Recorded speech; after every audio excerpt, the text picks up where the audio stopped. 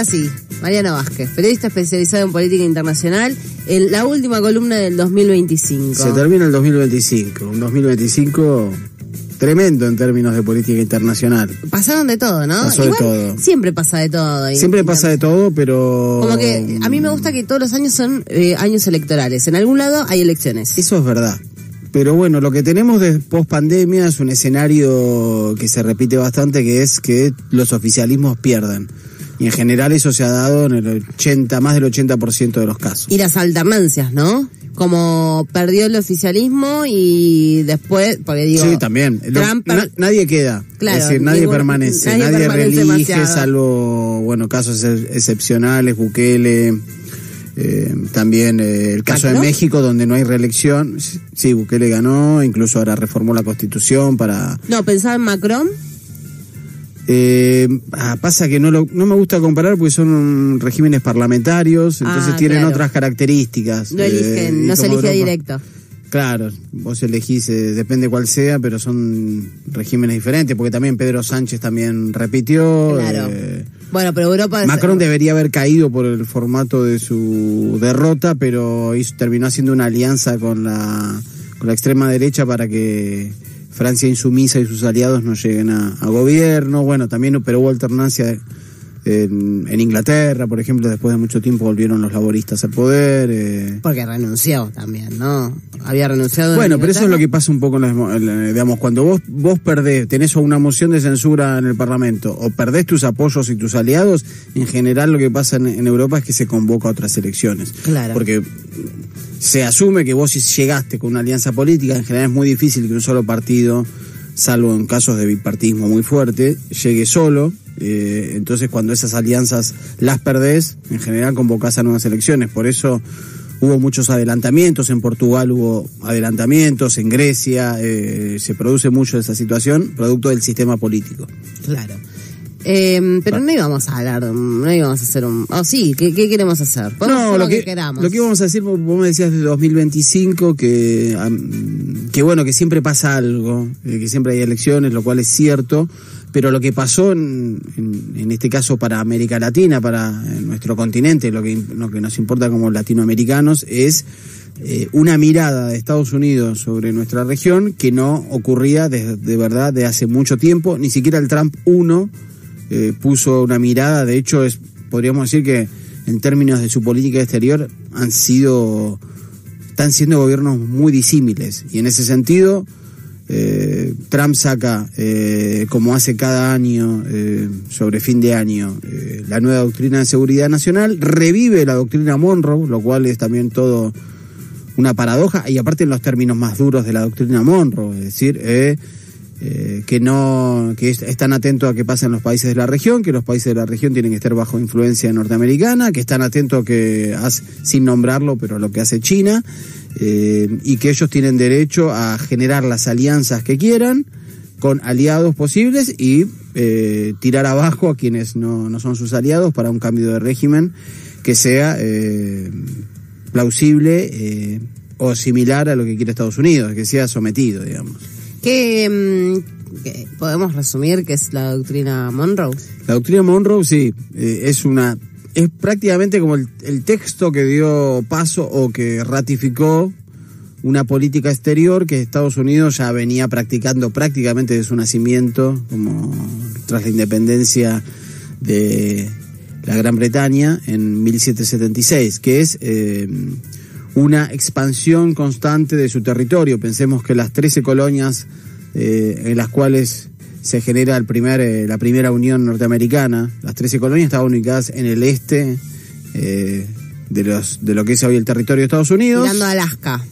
No, hacia el otro. Alaska está en el oeste, claro. Tirando hacia el Atlántico. Hacia el Atlántico, claro, tirando para el lado de claro, desde donde llega, desde el puerto donde llega, o sea, desde donde se llega de Europa a Estados Unidos, desde ahí era Nueva York, New Jersey, bueno, varios de las Carolinas, etcétera, varios de los territorios de esa zona. Bien. Lo que termina sucediendo, esas 13 colonias iniciales muy rápidamente empezaron una expansión. Esa expansión obviamente incluyó masacres, la expansión hacia el oeste, masacres de pueblos originarios, Pensá que ese territorio originario tenía menos de 2 millones de kilómetros cuadrados. Después viene la compra de la Luisiana a Napoleón en 1803, muy rápidamente, ahí duplica. Después viene la anexión de la Florida, que en ese momento era de España. Después viene los primeros aprestos y la anexión de Texas, que era territorio mexicano. Posteriormente, ya en 1846, 1848, la guerra con México y la anexión de la mitad del territorio mexicano. Después la compra de Alaska. Y así el territorio que hoy conocemos de prácticamente 10 millones de kilómetros cuadrados. Esa fue una constante. Y la doctrina Monroe es el discurso anual a la Unión que hizo James Monroe, presidente en 1823, es que en ese momento todas las naciones independientes que habían nacido de la colonización, sobre todo española, portuguesa, francesa y británica en América, todavía eran muy incipientes y había, digamos, sobre todo las colonias que no habían caído en desgracia como España, había otras colonias que buscaban, por ejemplo, el Imperio Ruso, después Francia y otros países europeos, Austria, el Imperio Austrohúngaro también, buscaban recolonizar esos territorios. Entonces James Monroe saca una declaración que dice que aquellos territorios independientes de América no pueden ser recolonizados por ninguna potencia europea porque están bajo influencia de Estados Unidos, y que cualquier acto beligerante contra esas naciones va a ser considerado un acto contra Estados Unidos. Eso da paso a la intromisión constante en asuntos internos de Estados Unidos, ya sea vía invasiones, vía embajadas, vía presión política o vía enclaves económicos. Dependencia económica. El bloqueo de Cuba, por ejemplo. El bloqueo de Cuba, pero el bloqueo de Cuba es tardísimo en términos de... Ya empezaron mucho antes, decíamos, independencia de Haití, ya lo bloquearon. República Dominicana, toma del Canal de Panamá, enclaves bananeros en Centroamérica y Caribe, hasta Paraguay, digamos, en 1854, y en mismos años Nicaragua bombardeados o invadidos por buques norteamericanos. Esto es lo mismo de hace 200 años que hoy hace Trump, nada nuevo bajo el sol, con el secuestro de buques petroleros, con un tercio de la flota naval frente a las costas venezolanas, es decir, una doctrina Monroe 2.0 completamente recargada con excusas mentirosas, obviamente la guerra contra el narcotráfico. Esto es Irak 2.0, como aquellas armas de destrucción masiva. Ahora Trump dice que el fentanilo es un arma de destrucción masiva, y le cuento a nuestros oyentes que Trump va a cumplir el 20 de enero un año como mandatario. Ustedes saben que los presidentes tienen la capacidad de dar indultos unilateralmente. ¿Qué cantidad de narcotraficantes indultó Trump en este tiempo? 100. ¿100? ¿Narcotraficantes de dónde? De todos lados. De todos lados. De todos lados. Por ejemplo, hay un tipo de la dark web, que es todo un circuito ilegal, bueno, que traficaba fentanilo ahí y que lo indultó a los 5 días. Bueno, y recientemente tuvimos a Juan Orlando Hernández, expresidente hondureño, condenado a 45 años de prisión por una corte estadounidense por traficar al menos 500 toneladas de cocaína a Estados Unidos, y lo indultó. Bueno, o sea, le preocupa bastante poco en realidad. Exacto. O sea, lo que le interesa es el cambio de régimen y el petróleo, por lo menos lo admitió ahora, ¿no? Con el robo de buques petroleros, y diciendo que el petróleo ese es de Estados Unidos. Una cosa insólita, porque eso también tiene que ver con la doctrina Monroe y una vertiente, un corolario de la doctrina Monroe, que es el destino manifiesto, que es Estados Unidos está destinado por la providencia a llevar la libertad y la democracia a todo el mundo, y en ese sentido hay otro corolario que no está escrito pero que se ha dicho mucho, que es, bueno, el problema es que lamentablemente los recursos naturales de Estados Unidos siempre están en otros países. ¿Qué problema? Exactamente. Pienso en habíamos hablado fuera del aire de cómo vive un venezolano esto. Si llegaste a hablar con alguien. Sí, hablé. Estuve hablando bastante. Tengo muchos amigos y compañeros allá y compañeras. Y hablé la semana pasada, porque la semana pasada había un anuncio de Trump que no se sabía de qué era. Y y uno de estos streamers de extrema derecha que lo sigue decían que iba a anunciar acciones militares contra Venezuela. Ese era el... Entonces, bueno, me dediqué a preguntar un poco y en general lo que todos me han hablado es de mucha tranquilidad en términos de... Pareciera como que no creen que esa opción militar sea posible.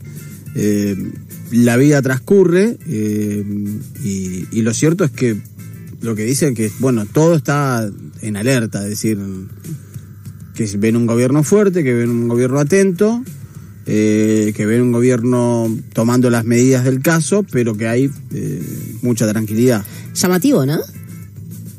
Porque son muchos años de retórica también de los Estados Unidos contra Venezuela, ¿no? Pienso la contra, ¿no? Digo, pienso del otro lado del Atlántico y cómo los europeos le tienen tanto miedo, tanto terror a la guerra. Bueno, tienen la guerra ahí a las puertas con Ucrania. Bueno, los europeos fueron los que generaron las 2 guerras mundiales que vivió el mundo. Pero bueno, los europeos están hablando poco y nada. Porque mientras te cuento esto, también Trump acaba de designar a una especie de agregado vocero para Groenlandia. Groenlandia, recordemos, es un estado autónomo, un territorio autónomo que está, digamos, por cercanía dentro de América, por su pertenencia geográfica, pero que es europea porque está bajo tutela de Dinamarca. Y acaba de, digamos, salteando a Dinamarca, como hablando, digamos, de bueno, porque quieren que Groenlandia sea estadounidense. Esto claro. No es nuevo. En 1916 ya, en el marco de esta doctrina Monroe, se planteó que por la cercanía geográfica y por gravitación política, Groenlandia tendría que ser parte de Estados Unidos. Lo intentó en la Segunda Guerra Mundial, obviamente, pero no lo logró. En ese marco Europa está... en un nivel de sumisión respecto a Estados Unidos y una incapacidad de influir políticamente que no va a poder revertirlo en el corto plazo. Sí, o sea, lo pensaba en cómo en Europa lo piensa como una inminente, ¿no? La guerra de Ucrania-Rusia, y cómo Venezuela, teniendo al presidente de Estados Unidos diciendo vamos a atacar dentro de poco, no va a pasar nada. Sí, hay que ver si ataca, no sé, veamos, yo te diría, si fuera otro el presidente, te diría que no hay ninguna, no hay forma de que eso ocurra. Bien. No hay forma, pero con Trump... todo es posible. Es algo que sí, porque no es una persona coherente, no es una persona equilibrada, no es una persona informada, no es una persona que tenga sus facultades mentales ubicadas. Y además el otro problema es... Son tantos los problemas que tiene, los archivos Epstein, la inflación, el desempleo, problemas de salud, ataques a la prensa, es decir, un montón de temas que siempre que tienen problemas los presidentes de Estados Unidos internamente lo resuelven afuera, es decir, jodiendo a algún país. Sí, porque es la política que les sirve siempre. Mariam, muchas gracias. Si estás en el verano, vamos a requerir tus servicios en algún momento, por supuesto. Estaré por aquí y vamos viendo. Vamos viendo. ¿Los viernes cómo vienen tus viernes? Vamos a estar los viernes solamente. Bueno. Le recordamos a la audiencia, vamos a estar los viernes solamente, 19 a 20, después va a reemplazarnos la que nos parió, así que escuchen algo con R los viernes y la que los parió de lunes a jueves. Mariano, muchísimas gracias. Por favor. Un placer haber compartido este año, igualmente. Y salud. Carnaval de Radio está acá tocándome la puerta, así que yo les voy a abandonar, nos vamos a reencontrar seguramente en el verano, tal vez no en la voz, tal vez en la producción, veremos qué es lo que pasa. Uno puede hacer lo que quiera en el verano porque son vacaciones en definitiva, pero bueno, veremos qué es lo que pasa. Así que les dejo en compañía de Carnaval de Radio. Mañana van a escuchar a Mau Castro al aire y yo me despido de la siguiente manera. Chau. Sean felices. Si recuperamos las piezas rotas para hacer algo nuevo.